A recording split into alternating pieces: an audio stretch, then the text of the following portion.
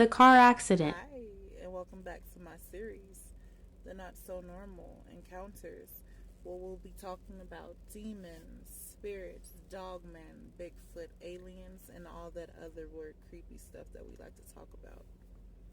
Well, this next story is going to come to you from when I was about 4 years old. And I got into a car accident with my father and a couple more of my family members. There was two diesels. They were playing chicken with the car. They ran over us. I flew through the windshield. And this is where the story is going to start. Well, I'm in the hospital, and at this point, I didn't even know I've been in the hospital. It's just like it. I had no recollection about me flying out the windshield. I didn't feel any pain. I didn't even know how I looked at this point. I had no idea. So me and my dad is in the same room, and he's on one side of the room, I'm on the other side of the room, and then there's this curtain that goes between us.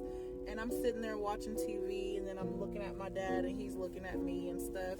And then the nurse comes in, and she shows me how to use the little clicker about ordering anything that I want. And so I was just like, even cookies and milk? And she was like, even cookies and milk? You know, they're trying to make me feel at home. So I ordered cookies and milk like twice because they only was giving me 2 cookies at a time. So I was just like, look, let me double up on that, you know. So the last time I was trying to order the cookies and milk, my dad looked at me and he gave me this look. I know that look good. It puts the fear of God in me every time, you know. He gave me that look and he was like, now you know that's enough. I was like, yes, sir. And so I clicked the button. I was like, well, never mind. So I laid there. I ended up falling asleep. So I can't remember if it was the next day or the day after that. I remember my mother coming in and coming to the room and getting me. And when she seen me, she started instantly bawling like she's crying or whatever. And I didn't know what she was crying for. I was just like, Mom, I haven't seen her in a long time. I've been with my dad. And so we leave. And so me and my mother's talking. Years go by.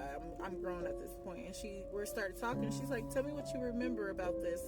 She was just like, I remember walking in there and I seen scars all over your face, like your face was a puzzle piece. And I'm like, what? And she was like, yeah, you had scars everywhere. I didn't know how you were gonna like get along with kids. I was just like, so I didn't want you to be traumatized about this. And as you can see, like I have scar lines that come down here. There's one right there, and there's some more in my head, but you can't tell.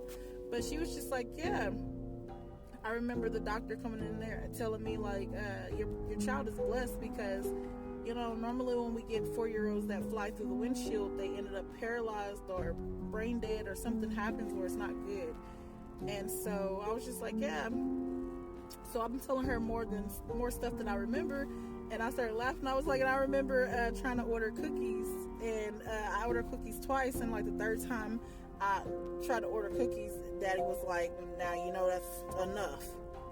And then I said, I started laughing. I said, never mind. And she was like, what? And I was like, yeah, you know, I was looking at Daddy. Daddy was looking at me. Everything's fine, you know. And she was like, no, your daddy was in a coma the whole time. And I'm like, nah. She's like, yeah, your daddy was in the coma the whole time. I was like, no. Now I know if I wouldn't have been able to talk to my dad, I would have went crazy. And she was like, yeah, that was God showing you what he needed to show you so you can get over this situation.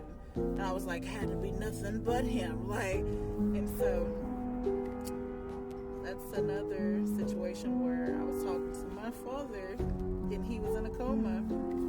And I was supposed to be, you know, I don't know if I was supposed to die when I hit that windshield, but divine intervention. Oh yeah, so my mother ended up calling my grandmother to tell her what happened to me when I hit the windshield and I got into a wreck with my father. And my grandma was like, you know, I already know what happened to her. She said that God already had told her that I had gotten into a car accident, but she told my mother not to worry about her because she didn't feel anything. She didn't feel no pain, which I didn't. And she said that, but God told his angels to go to me as I was flying out the windshield to wrap their wings around me to make sure I didn't feel anything. So, yeah, that was amazing. And yeah, it was another supernatural experience that I've had. And if you like stories like this, or you like all that little weird stuff, be prepared for what I'm going to tell you next.